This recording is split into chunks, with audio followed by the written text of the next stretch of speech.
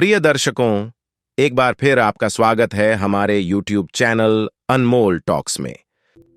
एक बार एक युवक गौतम बुद्ध के पास आया और गौतम बुद्ध से बोला कि हे बुद्ध, मेरे मन में इतने गंदे विचार क्यों आते हैं? मैं नहीं चाहता कि मेरे मन में गंदे विचार आए, पर मेरे मन में हमेशा काम वासना के विचार चलते रहते हैं और मैं इनके बारे में सोच सोच कर बहुत परेशान हूं। मेरी ऊर्जा और समय यह सब सोचने में ही नष्ट हो जाता है और इन सब के विचारों की वजह से मैं कभी भी शांत नहीं रह पाता और मैं हमेशा ही स्त्रियों को देखकर मोहित हो जाता हूं, अपने आप को रोक ही नहीं पाता। बुद्ध मुस्कुराए और उन्होंने उस युवक से पूछा, क्या तुम्हें पता है यह काम वासना होती क्या है? फिर उसने ने उत्तर दिया और कहा, बुद्ध, मैं यह तो नहीं जानता कि काम वासना होती क्या है, पर हां, ये जो भी है बहुत बुरी चीज है। फिर बुद्ध ने उस युवक से कहा कि सबसे पहले तो तुम्हें यह समझना है कि प्राकृतिक रूप से जो भी चीज हमारे अंदर है वह बुरी नहीं है। हमारे जीवन में उसकी कुछ ना कुछ जरूरत है। वासना कोई बुरी बात नहीं है। यह तो हमारे मन की एक भावना है जो हमें किसी ना किसी चीज की कमी का एहसास करवाती है और फिर हम उस चीज को पाने के लिए उस चीज की तरफ आकर्षित हो जाते हैं। जैसे अगर तुम्हारे पास धन की कमी है तो तुम में धन पाने की वासना उत्पन्न हो जाएगी। तो वासना कुछ और नहीं, बस एक प्रकार की कमी है जो कि एक प्रकार की जरूरत का एहसास है, और जब यह जरूरत शारीरिक हो तो हम इसे काम वासना का नाम देते हैं। युवक ने गौतम बुद्ध को कहा कि बुद्ध, मुझे काम वासना का मतलब तो समझ में आ गया, पर आप मुझे यह बताइए कि यहां आती कहां से है और कैसे आती है? गौतम बुद्ध ने कहा कि काम वासना कहीं से आती नहीं है, यह तो हमारे अंदर ही होती है और इसका होना तो जरूरी भी है, तभी तो मानव जाति का विस्तार होगा। युवक ने कहा, जब यह हमारे अंदर ही है और जरूरी भी है तो फिर लोग इसे गलत क्यों बोलते हैं? बुद्ध ने कहा कि यही तो समस्या है। लोगों ने काम वासना को गलत तरीके से सोच लिया है, इसे छुपाने की, दबाने की कोशिश करते हैं। काम वासना गलत नहीं है, बल्कि काम वासना का गलत तरीके से प्रयोग करना गलत बात है। लोग जिससे प्रेम करते हैं बस उसी के लिए जीने लग जाते हैं, उसे पाना ही अपना मार्ग बना लेते हैं और उसी के बारे में हमेशा सोचते रहते हैं, पर यह सब गलत है। बुद्ध ने युवक से कहा, क्या तुम्हें पता है जानवरों में भी काम वासना होती है? युवक ने उत्तर दिया, हां बुद्ध, जानवरों में भी काम वासना होती है, क्योंकि जानवर भी तो आखिर अपने वंश को आगे ले जाएंगे। बुद्ध ने कहा, तो फिर हम जानवरों के काम वासना को गलत क्यों नहीं कहते? युवक ने कहा, मुझे नहीं पता महात्मा, आप ही मुझे बताइए। गौतम बुद्ध ने कहा कि जानवर अपनी काम वासना का प्रयोग आनंद प्राप्ति के लिए नहीं करते, वह तो सिर्फ संतान उत्पत्ति करने के लिए काम वासना का उपयोग करते हैं। जानवरों को प्रकृति ने इतनी समझ नहीं दी कि वह काम वासना को अपने सुख का आधार बना सके। मनुष्य अपनी समझ के बल बूते पर प्रकृति में पाई जाने वाली प्रत्येक वस्तु को अपने सुख के लिए प्रयोग करता है। हम इंसानों ने ही काम वासना को अपने सुख का साधन बना लिया है, जबकि प्रकृति ने तो हमें अपने वंश को आगे अग्रसर करने के लिए दिया था, लेकिन इंसानों ने इसे अपने जीवन का परम लक्ष्य बना रखा है और इस तरह से काम वासना का आ जाना गलत है। युवक ने पूछा, महात्मा जी, ये काम वासना हम पर हावी क्यों होती है? क्यों यह हमेशा क्यों आ जाती है? तब गौतम बुद्ध ने कहा कि सुनो, अब जो मैं तुम्हें बताऊंगा उसे तुम ध्यानपूर्वक सुनना। काम वासना का सारा खेल तुम्हें समझ आ जाएगा, तुम्हें तुम्हारे सारे सवालों का जवाब मिल जाएगा, बस तुम्हें ध्यान से सुनकर समझना है। एक बार की बात है, एक आश्रम में गुरु और उनके शिष्य रहा करते थे, जो रोजाना आश्रम के बाहर स्थित गांव में भिक्षा लेने के लिए जाते थे। उस आश्रम का एक शिष्य जिस गांव में भिक्षा लेने जाता था, उस रास्ते में एक नदी मिलती थी। एक दिन उसने देखा कि एक युवक वृक्ष के पीछे छिपा है। वह उस युवक के पास गया और उससे जाकर बोला, भाई, तुम इस वृक्ष के पीछे छिपकर क्या देख रहे हो? युवक ने कहा, अरे तुझे नहीं दिख रहा क्या कि मैं क्या देख रहा हूं? तब शिष्य ने नदी की तरफ देखा तो वहां पर कुछ युवतियां पानी भर रही थीं। तब उसने उस युवक से कहा, अरे भाई, वहां पर तो युवतियां पानी भर रही हैं, इसमें छिपकर देखने वाली क्या बात है? तब वो युवक शिष्य की तरफ देखकर उससे कहता है, अरे पागल, तुम्हें दिखाई नहीं दे रहा क्या कि कैसे यह परियां नदी से पानी निकाल रही है? जरा उनकी अदाओं को तो देखो, उनके कोमल शरीर को देखो, उनकी पतली कमर मटके को उठाते समय बाल खाती है और उनके बाल उनकी कमर पर कैसे लहरा रहे हैं, मानो सुंदरता बिखर रही हो। शिष्य ने फिर नदी की तरफ देखा और इस बार वह इसे देखता ही चला गया। अभी तक तो कुछ भी नजर नहीं आ रहा था और वह बिल्कुल निर्भय था। उसे किसी भी बात का कोई डर नहीं था। लेकिन अब वो छिपने लगा और उन युवतियों को देखने लगा। और जब वो छिपकर उन युवतियों को देख रहा था, तभी वह अचानक अंदर से कांप गया और उसने कहा कि यह मैं क्या कर रहा हूं? मैं जो कर रहा हूं वह सही नहीं है। मुझे यहां से चले जाना चाहिए। और फिर वह जल्दी से वहां से चला गया। वो आश्रम पहुंच जाता है। आश्रम जाकर वो अपने कार्यों में लग गया। लेकिन जो अभी वह देखकर आया था, वही उसकी आंखों के सामने बार बार आ रहा था। उसके मन में वही दृश्य चल रहा था। उसका मन वही सब कुछ देखने के लिए उतावला हो रहा था। उसका किसी भी काम में मन नहीं लग रहा था।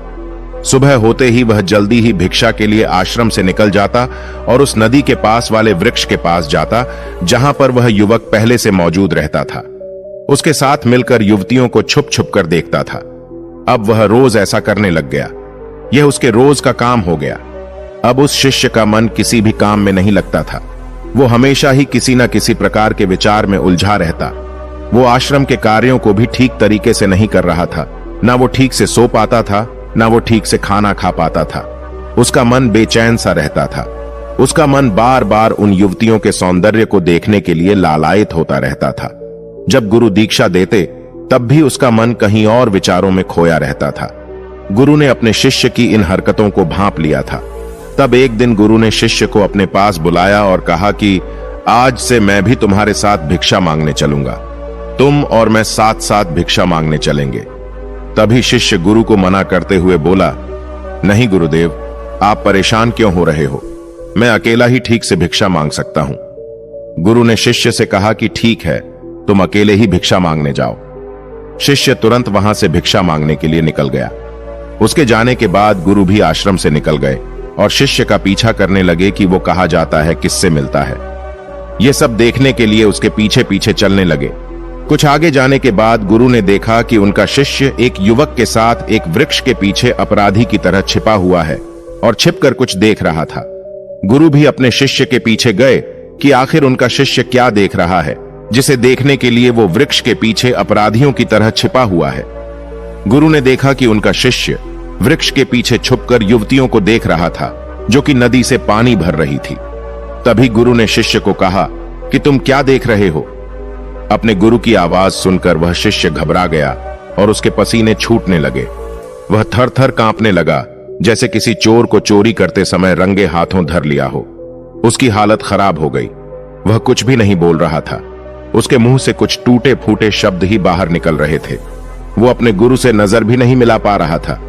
गुरु ने शिष्य की तरफ देखा और कहा कि मेरा शिष्य तो निर्भय था, उसे तो किसी भी चीज का डर नहीं था, लेकिन यह क्या, तुम तो डर के मारे कांप रहे हो। शिष्य ने गुरु से कहा कि मुझे माफ कर दो गुरुदेव, मेरा इसमें कोई दोष नहीं है। उस युवक ने मुझे बहका दिया था, लेकिन आपसे मैं वादा करता हूं कि आज के बाद मैं ऐसा कभी दोबारा नहीं करूंगा।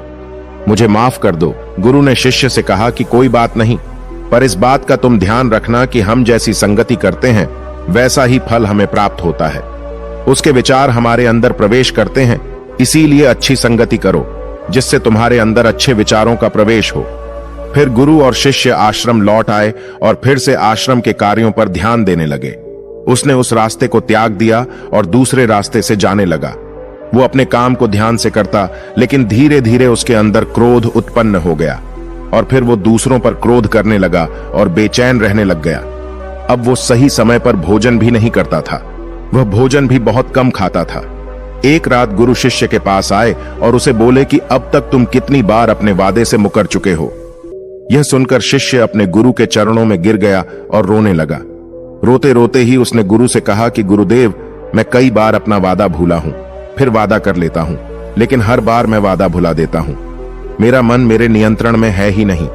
मैं बहुत कोशिश करता हूं कि मैं अपने मन से सारे बुरे विचारों को निकाल डालूं, लेकिन मैं चाहकर भी ऐसा नहीं कर पा रहा हूं। फिर गुरु ने शिष्य को कहा कि चलो मेरे साथ। गुरु शिष्य को आश्रम के बगीचे में लेकर गए और शिष्य से कहा कि देखो, यहां पर कुछ नाली बनी हुई है, जिससे नदी का पानी इन पौधों तक आ रहा है और यह पानी एक निरंतर भाव से बह रहा है। क्या तुम इस पानी के बहाव को रोक सकते हो? शिष्य ने कहा कि हां गुरुदेव, मैं इस बहाव को रोक सकता हूं। फिर शिष्य ने मिट्टी उठाकर उस नाली में डाल दी। वो पानी कुछ देर के लिए रुक गया और फिर कुछ समय बाद मिट्टी के ऊपर से पानी बह गया। गुरु ने शिष्य से कहा, अरे यह क्या, यह तो पानी रुका ही नहीं। फिर शिष्य ने कुछ मट्टी पत्थर उठाकर उस नाली में डाल दिए और फिर कुछ समय के लिए पानी रुक गया, लेकिन फिर उस पत्थर के ऊपर से पानी निकल आया। फिर गुरु ने कहा कि यह क्या हुआ, पानी तो फिर से बह गया। तुम तो बोल रहे थे कि तुम इसे रोक दोगे। क्या हम किसी काम को रोकना चाहे तो क्या हम उसे रोक नहीं सकते? तब शिष्य ने कहा, कोई बात नहीं गुरुदेव, मैं इस पानी को तो आपको रोक के दिखाऊंगा। वह फिर से एक भारी सा पत्थर लेकर आया और उसे नाली पर डाल दिया और पानी रुक गया। तब गुरु से कहा कि देखा गुरुदेव, मैंने कहा था ना कि पानी को मैं रोक दूंगा। मैंने पानी को रोक दिखाया, आपकी बात मैंने पूरी कर दी। गुरु मुस्कुराए और बोले, अच्छा जरा ध्यान से देखो पा, ये रुक गया क्या? वो तो पीछे की नाली से बाहर आ गया और अगल बगल से बह रहा है। और ध्यान से देखो, इस पत्थर के आगे भी आ गया और यह पानी अपना रास्ता बदलकर फिर से आगे की तरफ बह जाएगा। और फिर कुछ देर बाद ऐसा ही हुआ। फिर गुरु ने शिष्य को समझाया कि तुम्हारे साथ भी तो ऐसा ही चल रहा है। तुम बार बार प्रयास कर रहे हो, पर हर बार तुम्हारा प्रयास टूट रहा है और यह हमेशा टूटता ही रहेगा। तुम कितना भी मिट्टी पत्थर रख लो, लेकिन पानी तो अपना रास्ता बना ही लेगा। यह सब देखकर शिष्य ने गुरु से कहा कि हे गुरुदेव, क्या कोई तरीका नहीं है जिससे मैं गंदे विचारों से बाहर निकल सकूं और यह मेरे मन में आए ही नहीं? गुरु शिष्य को एक नदी के पास ले गए जहां से उस बगीचे में पानी आ रहा था। गुरु ने शिष्य से कहा, वो पानी इसी नदी से जा रहा है। अगर हम यहीं से उस रास्ते को बंद कर दें जहां से पानी बगीचे में जा रहा है, अब क्या हम पानी को रोक नहीं सकते? शिष्य ने कहा कि हां गुरुदेव, अवश्य ऐसा हो सकता है। मैं इस पानी को यहीं से बंद कर देता हूं, तब आगे की नाली में पानी जाएगा ही नहीं और फिर बगीचे में पानी जाएगा ही नहीं। फिर शिष्य ने नदी से जाने वाले रास्ते को बहुत मेहनत करके पत्थर और मिट्टी डाल डालकर बंद कर दिया और गुरु से कहा कि गुरुदेव, मैंने पानी को बंद कर दिया है, अब यह पानी बगीचे में जाएगा ही नहीं। तब गुरु ने कहा कि अगर पानी बगीचे में नहीं जाएगा तो पौधों को पानी कहां से मिलेगा? उन पौधों को तो पानी की आवश्यकता है और उन पौधों में कुछ पौधे तो ऐसे हैं जिनको रोज पानी की आवश्यकता है। वह तो मुरझाकर मर ही जाएंगे, उनका क्या होगा? पानी तो हमें खोलना ही होगा। शिष्य ने गुरु की बात सुनकर वापस नदी से जाने वाले पानी का रास्ता खोल दिया। तब गुरु ने शिष्य से पूछा कि अगर हम इस नदी के पूरे पानी को बगीचे की तरफ कर दे तो क्या होगा? तब शिष्य ने जवाब दिया कि गुरुदेव, वहां पर जितने भी पौधे हैं वो गलकर नष्ट हो जाएंगे, वहां पर कुछ नहीं बचेगा। फिर गुरु मुस्कुराए और बोले, तुम इस बात को समझो कि हमें किसी भी चीज को रोकना नहीं है, बस हमें हमेशा संतुलन बनाए रखना है। कम पानी से भी पौधे नष्ट होते हैं और ज्यादा पानी से भी पौधे नष्ट होते हैं। हमारा जीवन संतुलन से ही चलता है। गुरु ने शिष्य से कहा कि अगर मैं तुम्हें कहूं कि तुम आम के बारे में मत सोचो तो तुम्हारे मन में सबसे पहले किसका चित्र आएगा? शिष्य ने कहा कि गुरुदेव, मेरे मन में तो पहला चित्र आम का ही आएगा। गुरु ने कहा कि जब हम गंदे विचारों को जबरदस्ती रोकने का प्रयास करते हैं तो वह और मजबूती के साथ हमारे अंदर प्रवेश करते हैं, हमारे अंदर उठते हैं। इसीलिए हमें उन्हें कभी भी दबाने की कोशिश नहीं करनी चाहिए। फिर गुरु ने शिष्य को समझाते हुए कहा कि हमारे गंदे विचार बुरे लोगों की संगति करने की वजह से भी आते हैं। कई बार क्या होता है कि कामुकता हमारे अंदर होती नहीं है, लेकिन कुछ अश्लील लोगों के साथ रहने की वजह से ये हमारे अंदर हावी हो जाती है। फिर शिष्य ने कहा कि गुरुदेव, आप सही कह रहे हैं, मैं अपने मार्ग से भटक गया था। फिर वह शिष्य उस रात बहुत ही चैन की नींद सोया। सुबह अपने कार्यों को पूरे मन से किया और फिर सुबह वो भिक्षा लेने के लिए उसी रास्ते से गया जहां वह युवक आज भी वृक्ष के पीछे छुपकर उन युवतियों को देख रहा था।